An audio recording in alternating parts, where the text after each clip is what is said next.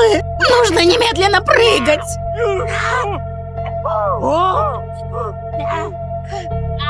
Гомер!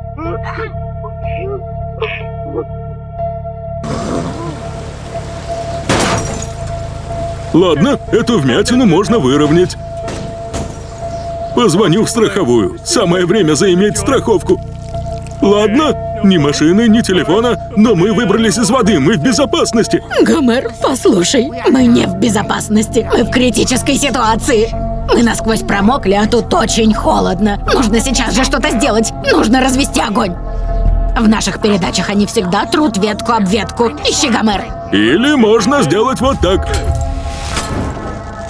Это потрясающе.